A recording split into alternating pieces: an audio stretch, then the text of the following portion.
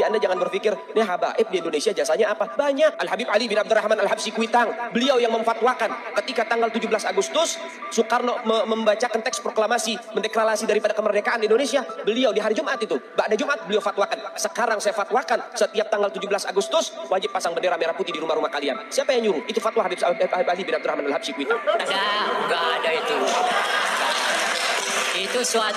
Itu justru antara tanggal 15 sampai tanggal 16 terjadi persoalan di antara pemimpin kita. Itu menyebabkan maka pada tanggal 17 Agustus kemerdekaan itu diadakan. Dan itu adalah kemerdekaan bangsa. Belum ada negara. Besoknya baru ada negara, yaitu tanggal 18 Agustus. Seperti itu. Lambang negara Garuda, siapa yang buat? Al-Habib Asy-Syarif Hamid Al-Ghadri dari Pontianak, keluarga baginda Nabi Muhammad. Pertanyaan itu sebenarnya pertanyaan yang sederhana jawabnya. Jadi ketika itu diperlukan lambang negara, lalu dibentuk panitia. Panitianya, ketuanya Ki Hajar Dewantara. Lalu anggota panitianya ada Yamin, ada Sultan Hamid. Nah lalu ada 2 dari sekian banyak bahannya masuk, 2 yang diterima, Sultan Hamid sama Yamin. Tapi kemudian setelah dilihat bahwa Yamin sedikit ada kecenderungan ke Jepangan, maka kemudian diterima Sultan Hamid.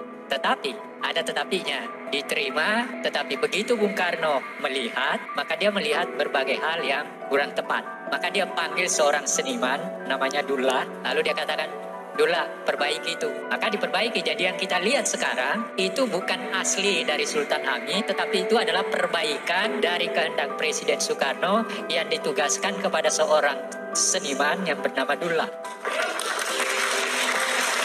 Faktanya seperti itu. Dia pertama. Yang kedua, saya menolak Sultan Hamid sebagai pahlawan nasional karena pada tahun 1904 pangkatnya dinaikkan dari kolonel menjadi mayor jenderal di negeri Belanda. Pada tahun itu kita diburu-buru oleh Belanda, ditembakin dan sebagainya. Dia tidur di negeri Belanda.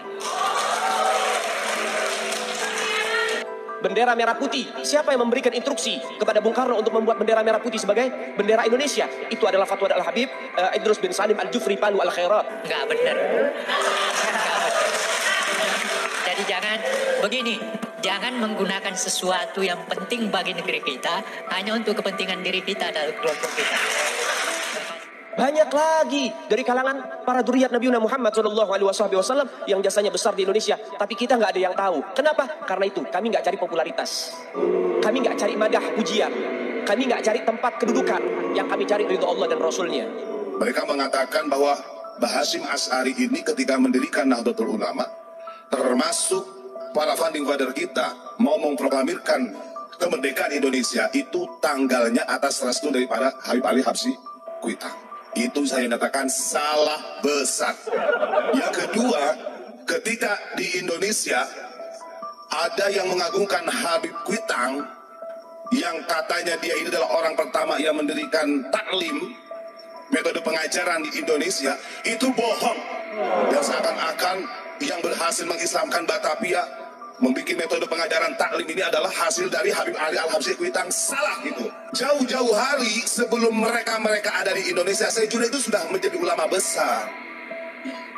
Syekh Junaid Betawi ini hampir dilupakan loh di tanahnya, di Batavia, kalau sekarang Jakarta. Orang sibuk-sibuk jaroh kok, makomnya Kuitang. Ulama kita yang sebenarnya berjuang dilupakan. Ada upaya-upaya dari para Habib ini untuk menggeser itu semua. Supaya apa? Supaya ke depan minimal kalau orang sejarah tidak hanya ke Wali Songo tapi juga kepada Habib. Makanya tiba-tiba ada Habib yang bikin makam palsu gitu. Itu bahasanya lain, agak berat ini.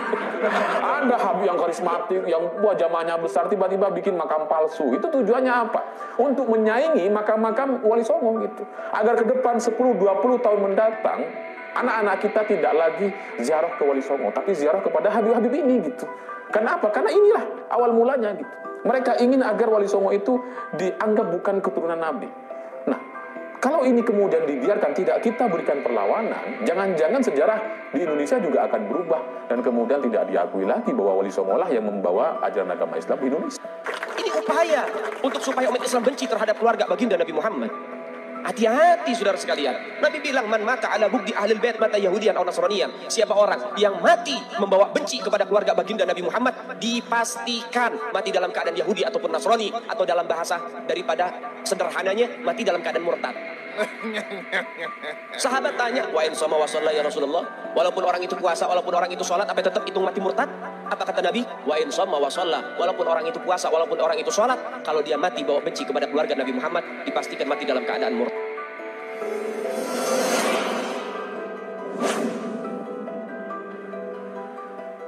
Oknum-oknum Habib seperti inilah yang membahayakan masa depan bangsa ini. Kenapa kita menyebutkan kata oknum-oknum Habib? Ya, karena bukan hanya satu atau dua orang Habib saja yang sengaja mengaburkan dan membelokkan sejarah bangsa ini, sejarah Nusantara ini. Ia dengan sengaja mengaburkan bahkan secara jelas membelokkan sejarah bangsa ini, dengan ceramahnya di depan jamaahnya. Ia mengatakan, Habib di Indonesia ini jasanya apa? Kemudian ia mengatakan jasa Habaib di Indonesia ini sangat banyak. Ia mencontohkan Al-Habib Ali Abdurrahman Al-Habsyi Kuitang.